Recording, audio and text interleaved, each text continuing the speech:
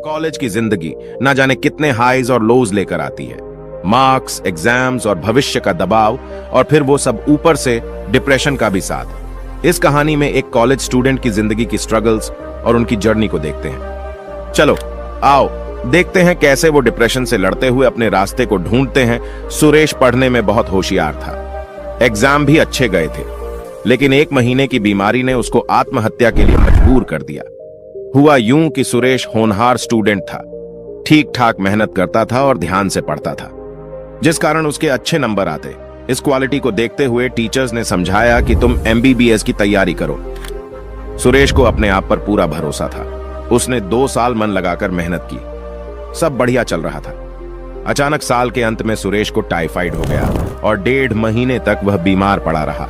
जब सुरेश ठीक हुआ तो जोर शोर से पढ़ाई में लग गया और किसी तरह कोर्स खत्म करके परीक्षा में शामिल हुआ। रिजल्ट आया तो सुरेश का सिलेक्शन केवल 3 नंबर से रह गया था। शुरू में तो सुरेश संतुष्ट था। टीचर्स ने भी समझाया कि तुम चिंता मत करो, कम तैयारी में तुम अच्छे नंबर लाए हो, अगले साल तुम्हें अच्छे कॉलेज में सीट मिल जाएगी, बस मन लगाकर पढ़ो और मॉक टेस्ट देते जाओ। सुरेश को सब बातें समझ में आ रही थी, चिंता की कोई बात नहीं थी, लेकिन वह खुश नहीं था। उसके जिगरी दोस्त जिनके साथ वह पढ़ता था, वह सब मेडिकल कॉलेज पहुंच गए थे। दोस्तों के व्हाट्सएप स्टेटस पर सफेद कोट वाले फोटो देखकर उसे चिढ़ भी होने लगी थी। जाने अनजाने में सुरेश खुद को दोस्तों से कंपेयर करने लगा, फिर शिकायत करने लगा कि मेरी किस्मत ने साथ नहीं दिया। अब जब कोई छोटी मोटी दिक्कत आती तो सुरेश उसे सुलझाने की बजाय किस्मत को कोसने लगा कि अरे मेरी किस्मत ही खराब है। सुरेश मेहनत तो इस साल भी कर रहा था, घंटों टेबल कुर्सी पर बैठा रहता, लेकिन अब उसका मन पढ़ाई में नहीं लगता। इस बार उसने पूरा कोर्स रिवाइज करके एग्जाम दिया, लेकिन जब 3 महीने बाद रिजल्ट आया तो उसके नंबर पिछले साल से भी कम आए थे। असफलता के कारण सुरेश पूरी तरह फ्रस्ट्रेट हो गया। वह कभी अपनी किस्मत को तो कभी ईश्वर को कोसता रहता।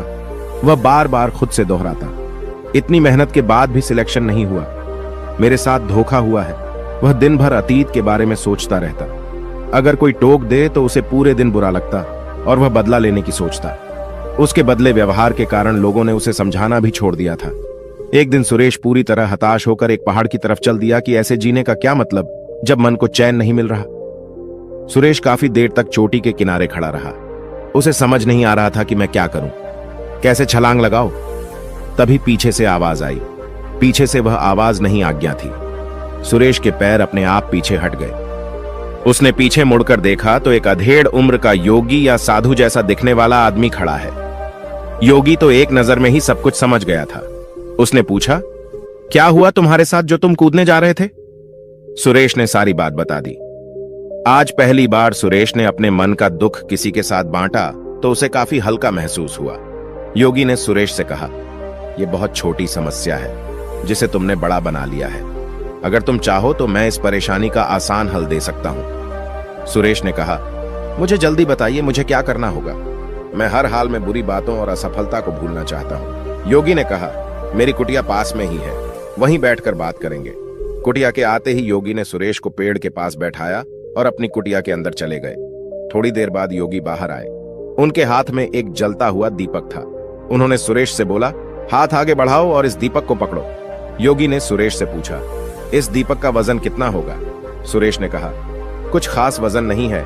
इस दीपक में योगी ने कहा, कुछ देर इस दीपक को यूं ही पकड़े रहो, बस अपने नजदीक मत लाना।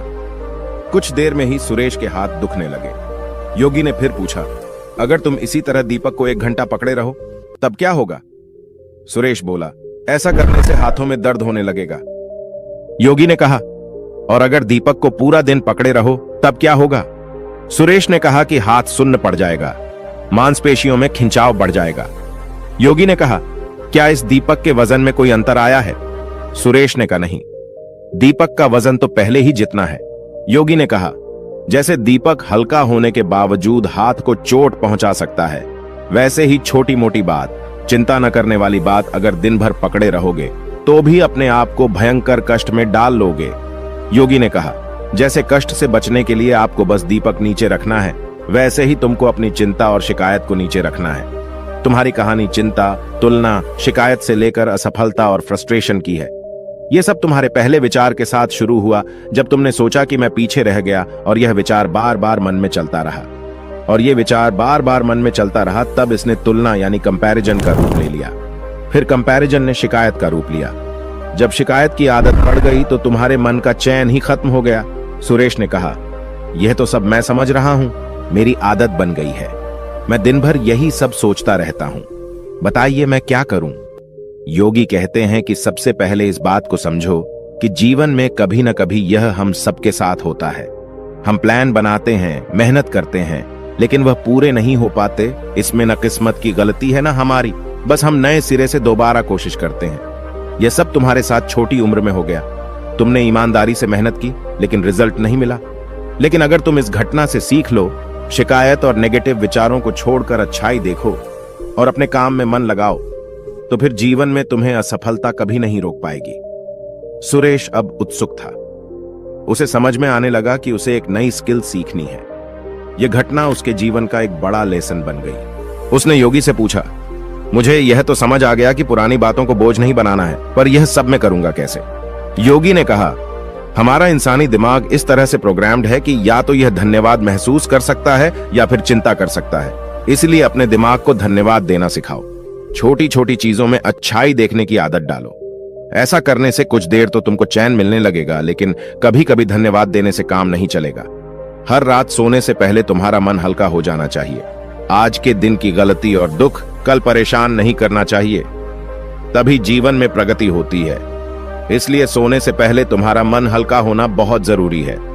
ऐसा करने के लिए हर शाम को वह सभी बातों को लिखना शुरू करो जिनके कारण तुम परेशान थे, और उसके लिए भी धन्यवाद लिख दो।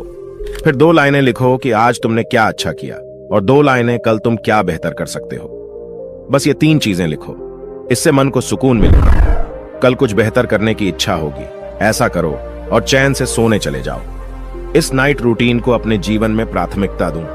ऐसा करने से तुम हमेशा हल्के मुस्कुराते बने रहोगे, हमेशा मन लगाकर काम करोगे, और कोई भी बड़ा हादसा या रुकावट तुम्हें परेशान नहीं कर पाएगी। सुरेश आज बहुत खुश था। उसे लगा कि मैं 2 साल फेल नहीं हुआ, बल्कि मुझे जीवन का अमूल्य लेसन मिला है। उसे लगने लगा, अब जो भी होगा, जो भी मुश्किल आएगी, मुझे आगे बढ़ाएगी और एक बेहतर इंसान बनाएगी। उसने अपने मन में नोट किया कि मुझे हर रात बस 3 बातें लिखनी है। आज के दिन की परेशानी के लिए धन्यवाद देना है। आज क्या अच्छा किया और कल एक के दिन की परेशानी के लिए धन्यवाद देना है। आज क्या अच्छा किया और कल एक चीज क्या अच्छी कर सकता हूं, और इन 3 बातों को अपने जीवन में अमल करना है।